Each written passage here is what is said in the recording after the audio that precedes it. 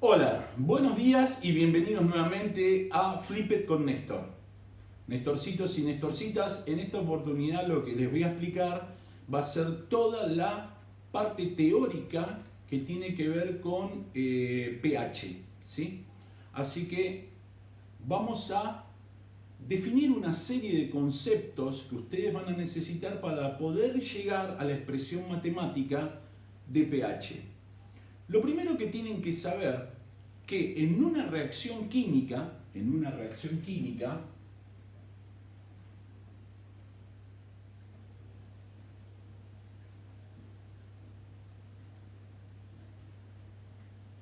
o cambio químico,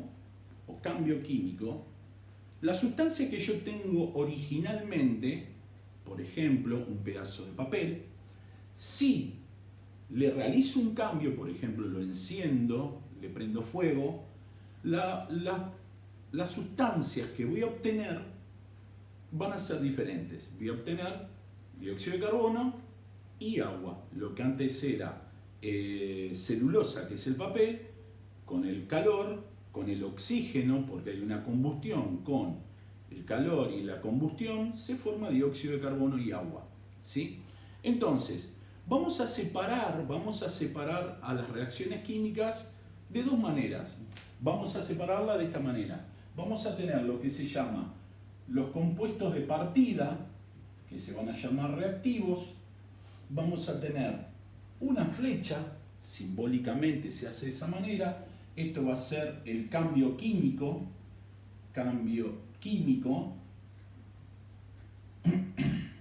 Y por último vamos a tener productos. ¿Sí? Entonces, importante a tener en cuenta. Para nosotros van a existir, dependiendo del cambio químico, vamos a tener dos tipos de reacciones. Una reacción que va a ser reversible, donde todo lo que tengo de reactivos va hacia productos, o sea, todo reactivo forma producto. Y vamos a tener otro tipo de reacción química, no olvide la R, vamos a tener reactivos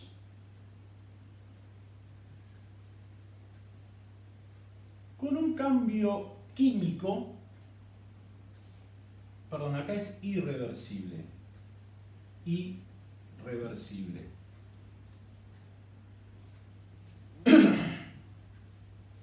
con productos.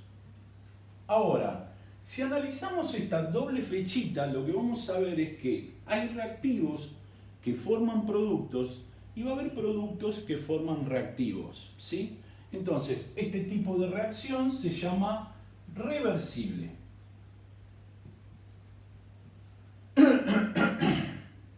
Ahora, esto todo lo vamos a volver a ver cuando veamos la parte de reacciones químicas.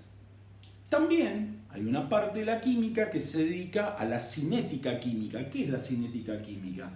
Tiene que ver con la velocidad con la que se producen estas reacciones, ¿sí? Entonces vamos a observar en ese momento que va a haber una velocidad de formación de productos a partir de reactivos, que le vamos a poner velocidad de formación, y vamos a tener también de productos a reactivos una velocidad de descomposición. ¿Ok? Entonces, ¿qué es lo que va a ocurrir? Cuando la velocidad de formación sea igual a la velocidad de descomposición, lo que va a ocurrir es un nuevo fenómeno que se llama equilibrio químico.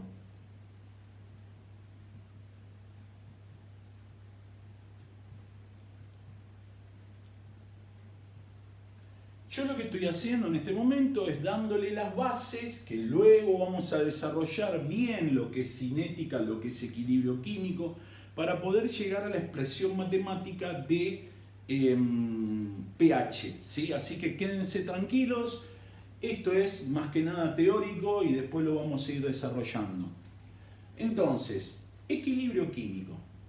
Y vamos a ver que en todo equilibrio químico va a haber una constante de equilibrio.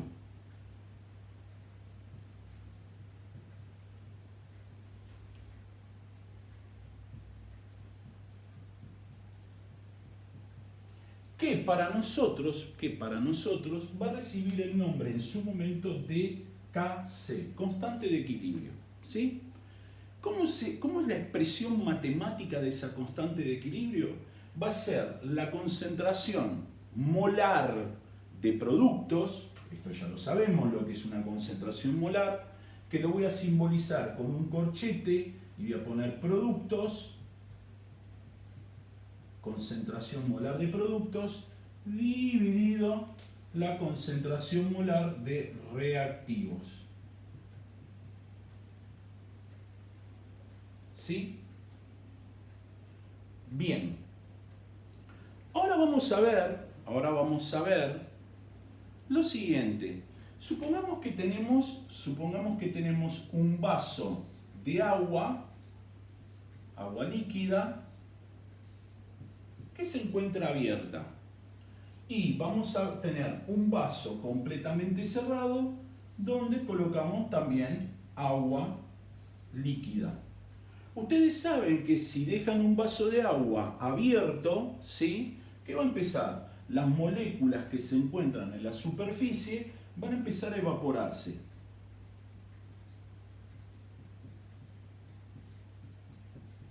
Y obviamente van a pasar a estado de vapor. ¿Qué va a pasar con el líquido? El líquido se va a ir consumiendo hasta que llegue un momento que no haya más moléculas de agua.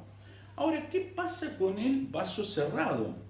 Y en el vaso cerrado pasa lo mismo. Las moléculas que están en la superficie del líquido van a empezar a pasar, van a evaporarse, van a pasar a agua en estado de vapor, pero al no poder escaparse esas moléculas, las moléculas de agua de vapor también van a empezar a condensarse para formar nuevamente agua líquida. Y si nosotros observamos, es un proceso de tipo equilibrio, ¿sí? Donde tenemos una sustancia que cambia a otra y esa otra vuelve a cambiar a la original. Esto que estoy escribiendo acá se llama equilibrio físico. ¿Por qué equilibrio físico y no equilibrio químico? Bueno, justamente porque recordad lo que yo dije cuando hay un cambio químico. Cuando hay un cambio químico, vos vas a tener una sustancia de partida que vamos a llamar reactivos, el papel, la celulosa, que va a reaccionar con el oxígeno del aire y me va a formar otros productos distintos a los originales, que son justamente dióxido de carbono y agua. En este caso, nosotros vamos a tener agua en distintos estados. Por lo tanto, cuando la sustancia no cambia, en un cambio no cambian las sustancias, se llama cambio físico y por lo tanto esto va a ser un equilibrio físico. Si tuviéramos que escribir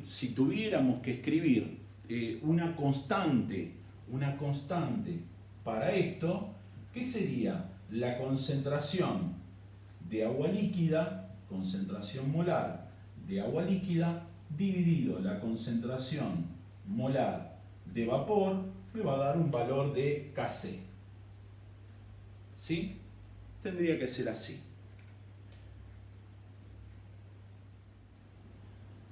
Vamos a hacer ahora un cálculo que a mí me interesa que ustedes sepan, ¿sí? Porque esto nos va a terminar sirviendo para lo que quiero explicarles hoy. Supongamos que tenemos un litro de agua. Un litro de agua, ¿sí? Un litro de agua. Sabemos que la densidad del agua la densidad del agua, va a ser igual a 1 gramo por mililitro, pero también va a ser igual a 1 kilogramo sobre litro. Es una equivalencia. Lo que yo quiero, por lo tanto, si tengo 1 litro, voy a tener 1 kilogramo de agua, que va a ser exactamente igual a 1000 gramos de agua. ¿Sí? Ahora, lo que quiero saber yo es cuántos moles de agua habrá en 1 litro, o en 1000 gramos, o en 1 kilogramo. Bueno, para eso lo que vamos a hacer, la cantidad de moles de agua va a ser igual a 1000 gramos dividido 18 gramos sobre mol. Y esto nos va a terminar dando 55,5 mol. ¿Sí? Ahora, ¿por qué es esto? Porque justamente la concentración del agua en una solución 1 molar solo de agua va a ser 55,5 molar. O sea, la molaridad del agua, la concentración molar, recordad de que esto también lo escribíamos así, va a ser 55,5 molar. ¿Ok? Bien. Ahora vamos a poner de título, este dato yo lo voy a volver a usar, vamos a ver lo que se llama la autoionización del agua. Autoionización del agua. Recordad de que el agua es una sustancia covalente, ¿sí? Por lo tanto, se va a ionizar. Si hubiera sido una sustancia iónica, se disociaría. ¿Y qué vamos a tener en cuenta? Que si yo tengo dos moléculas de agua, esto va a ocurrir en una forma de reacción reversible, o sea, por lo tanto va a haber un equilibrio químico, se me van a formar catión oxonio más anión oxidrilo.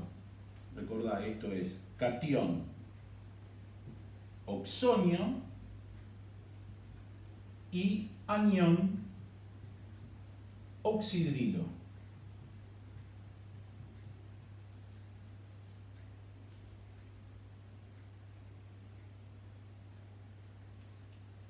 Si yo quiero escribir la constante de equilibrio de esta reacción de autoionización, recordad que es productos dividido reactivos. Como tengo dos productos, las concentraciones molares de los dos productos en química se van a multiplicar. Es decir, que vamos a tener concentración molar de oxonios multiplicado por la concentración molar de oxidrilos dividido, y acá viene algo nuevo que no lo comenté, eso lo vamos a ver bien en detalle cuando veamos equilibrio químico.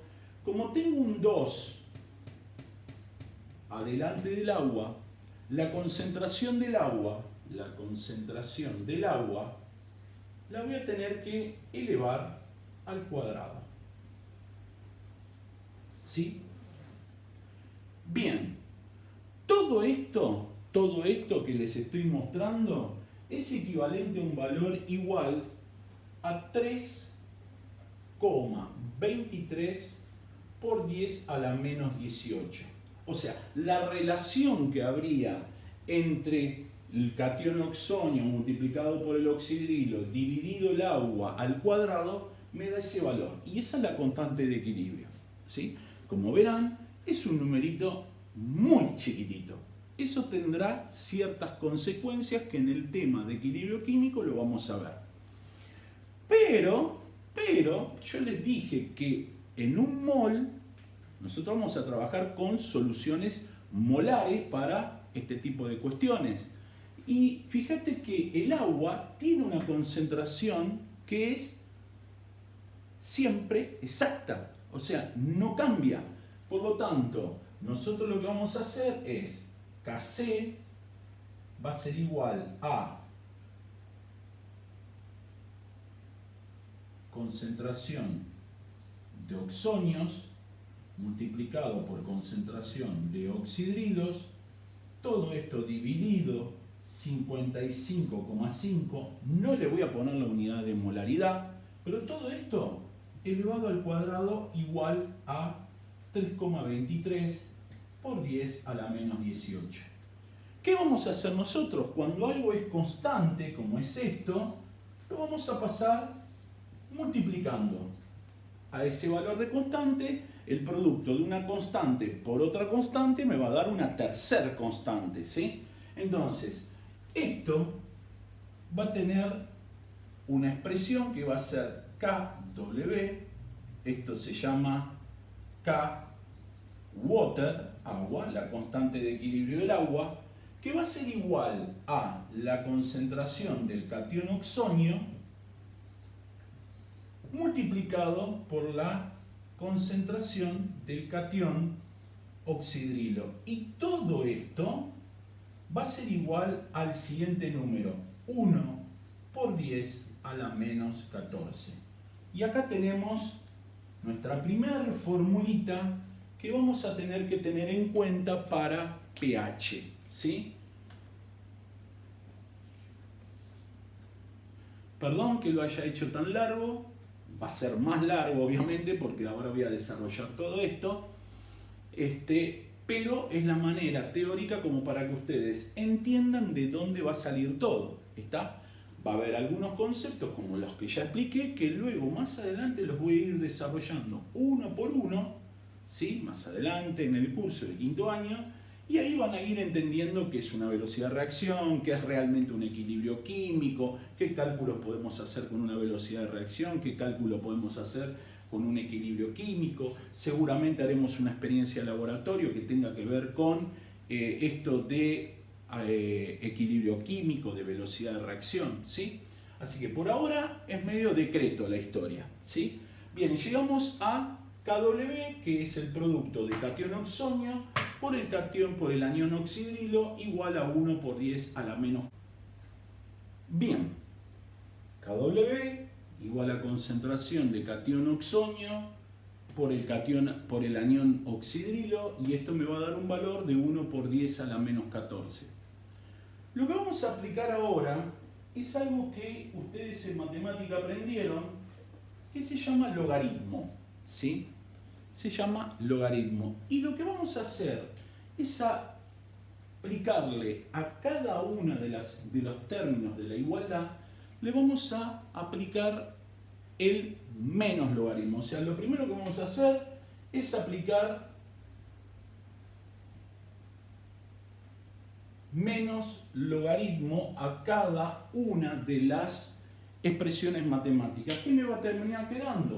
Menos logaritmo de KW va a ser igual a menos el logaritmo de la concentración de oxonios multiplicado por la concentración de oxidrilos. Y todo eso va a ser igual a menos el logaritmo de 1 por 10 a la menos 14.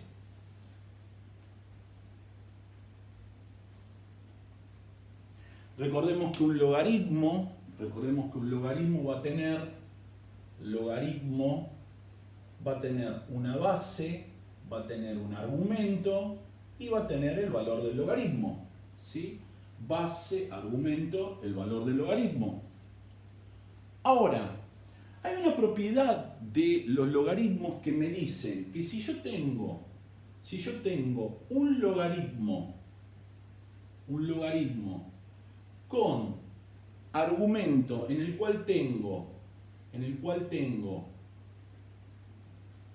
dos variables que se están multiplicando, esto va a terminar siendo el logaritmo de la primera variable más el logaritmo de la segunda variable. Y es lo que vamos a aplicar acá en el medio. La primera igualdad queda como está, menos logaritmo de KW. Y esto sería igual a menos el logaritmo de la concentración de oxonios más menos el logaritmo de la concentración de oxidrilos. Si quieren, esto lo podemos proteger con un paréntesis por el signo menos y para separar ese menos del más. Y todo esto va a ser igual a menos logaritmo de 1 por 10 a la menos 14. Bien, llegamos a lo que yo quería, ¿sí? Si esta expresión matemática menos logaritmo de KW en química recibe el nombre de PKW,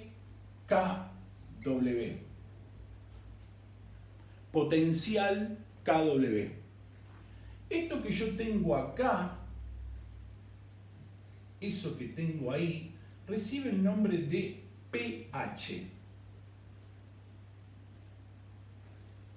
Más esto que tengo acá recibe el nombre de pOH.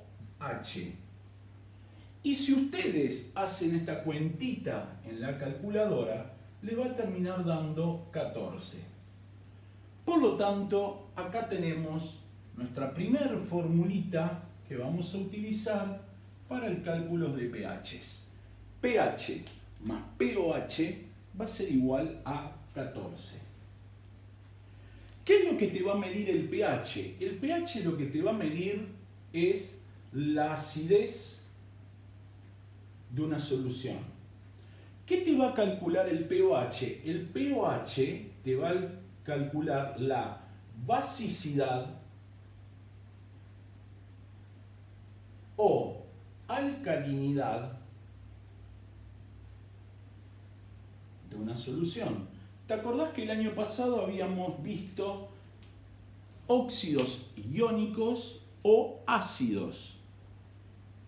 Y habíamos visto óxidos covalentes, óxidos iónicos o básicos o alcalinos y óxidos covalentes o ácidos. Bueno, acá empieza a tomar forma esta situación, ¿sí? Bien, entonces ya tenemos para qué sirve el pH y el pOH. Y por lo tanto ya podemos escribir que pH va a ser igual a menos el logaritmo de la concentración de oxonios. Vamos a tener que el pOH va a ser igual a menos el logaritmo de oxidrilos, ¿sí? Y por otro lado, según la definición del logaritmo, nosotros sabemos que el logaritmo en base B del argumento A es igual a C. Pero esto que yo tengo acá,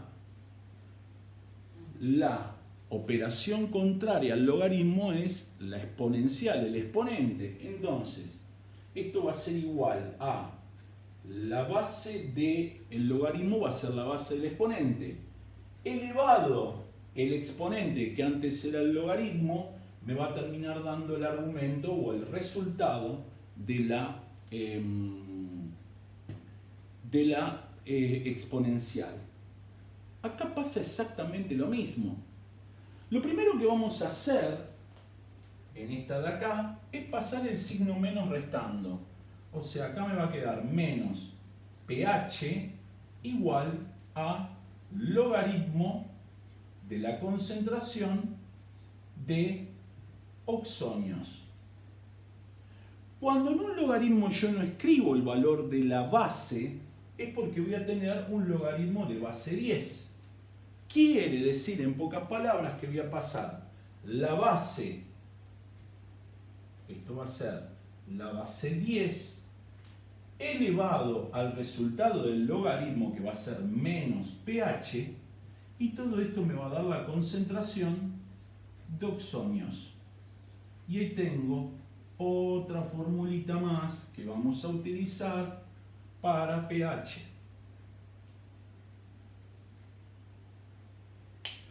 Lo mismo pasaría con el pOH, o sea, vamos a pasar el menos restando y me va a terminar quedando logaritmo de oxidrilos. Logaritmo de oxidrilos. Ahora, la base es 10, voy a pasarlo como base de la exponencial, elevado a la menos pOH, y todo esto va a ser igual a la concentración de oxidrilos.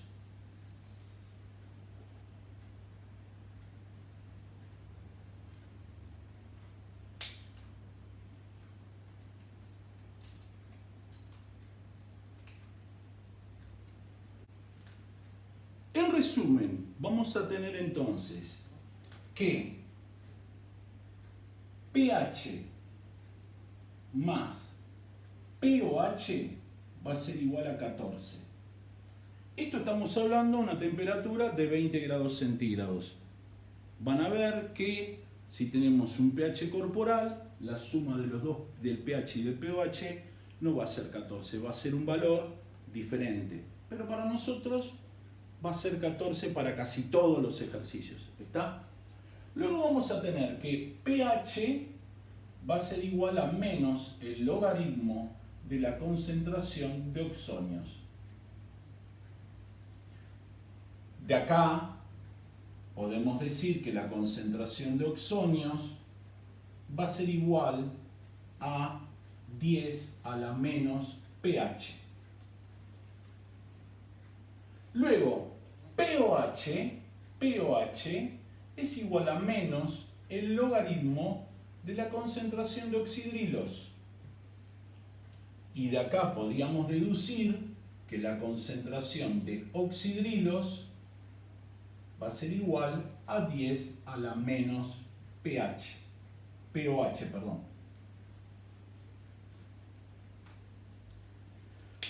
Última cuestión. Vamos a ver lo que es la escala de pH.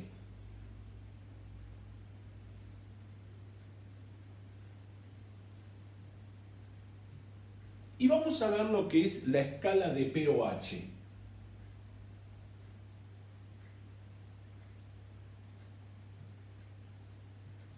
Recordá que la primera lo que te va a medir va a ser la acidez. Y la segunda lo que te va a medir va a ser la alcalinidad.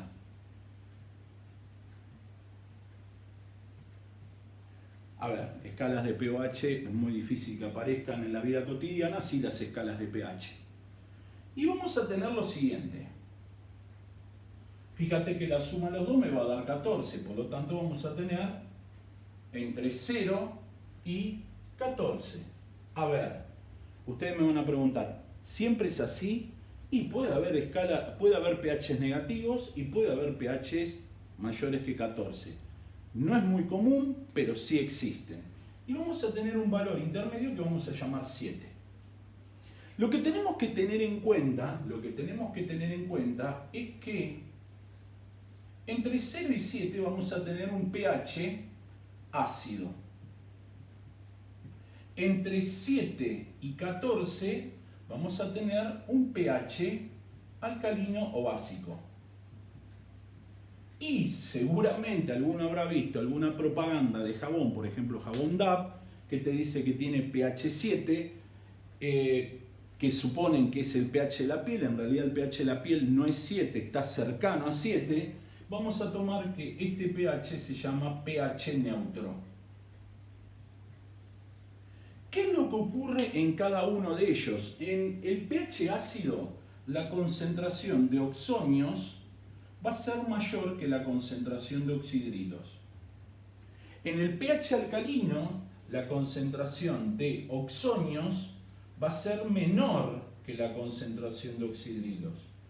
Y en el pH neutro, la concentración de oxonios va a ser igual a la concentración de oxidrilos. Por otro lado, en una escala de pOH, vamos a tener que también va entre 0 y 14. Acá vamos a tener el 7, ¿sí? Vamos a tener que en un pOH entre 0 y 7, vamos a tener un pOH alcalino. En 7 voy a tener un pOH neutro. Y entre 7 y 14 voy a tener un pOH ácido. ¿Qué quiere decir eso?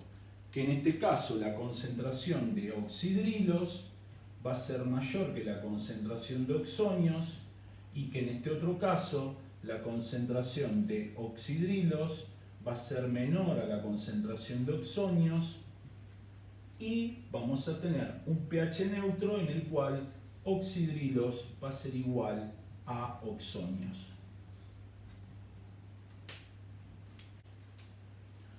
Última cuestión de este video y que quiero que tengan muy en cuenta. Observen la formulita de pH que es igual a menos el logaritmo de la concentración de oxonios, ¿sí? Acá aparece matemáticamente un signo menos. Recuerden que en matemática, en química o en física, un signo menos te da vuelta toda la expresión que vos tengas acá. O sea, ¿qué quiero decir eso? Que si vos tenés una alta concentración de oxonios, va a ocurrir que por el signo menos vas a tener un bajo pH. ¿Sí? Quiere decir que en los valores cercanos a 0 vos vas a tener una alta concentración de oxonios. Pero por otro lado, en pOH, ¿qué es lo que va a ocurrir? Si yo tengo una alta concentración de oxonios, voy a tener un bajo pOH. Ahora, como dijimos que en el pH alcalino la concentración de oxonio es menor que la del oxidrilo, en la del ácido la concentración de oxonios es mayor que la de oxidrilos, esto también se va a dar cuando yo tengo una baja concentración de oxidrilos. Y esto también se va a dar cuando yo tengo una baja concentración de oxonios. Esto es muy importante que lo tengan en cuenta. Recuerden, a mayor concentración de oxonios, menor pH, a mayor concentración de oxidrilos, menor pOH, ¿sí? Menor pOH. Va a tener una menor concentración de oxonios. Esa es una. Y va a tener una menor concentración de oxidrilos. Todo esto para un pH de tipo ácido, pH ácido, y en este caso un pOH alcalino. Esto va a ser para un pH ácido y esto va a ser para un pOH alcalino.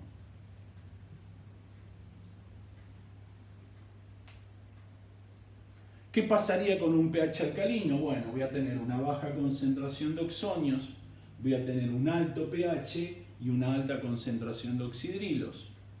Vuelvo a repetir, ¿qué va a pasar si tuviera un pH alcalino? Bueno, justamente, o básico, voy a tener una baja concentración de oxonios, un alto valor de pH por el signo menos, recuerden, y voy a tener una alta concentración de oxidrilos. Estaríamos metidos en este tema. Ahora, ¿qué pasaría en un pOH ácido? Voy a tener una baja concentración de oxidrilos, un alto valor de pH y un alto valor de oxonios. ¿Por qué? Porque tenemos el signo menos que me da vuelta a todo lo que está dentro del argumento.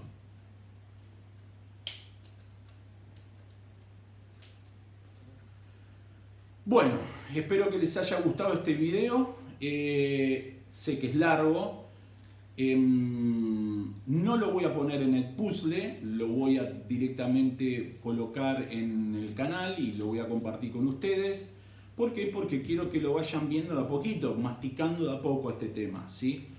En clase me gustaría que ustedes se saquen todas las dudas que tengan. Y bueno, si no te suscribiste a este canal, estás a tiempo de hacerlo. Si querés dejarme alguna consulta o alguna sugerencia, hacelo a través de comentarios. Y bueno, como siempre digo, nos vemos pronto en el próximo video de Flip It con Néstor. Chao, hasta luego.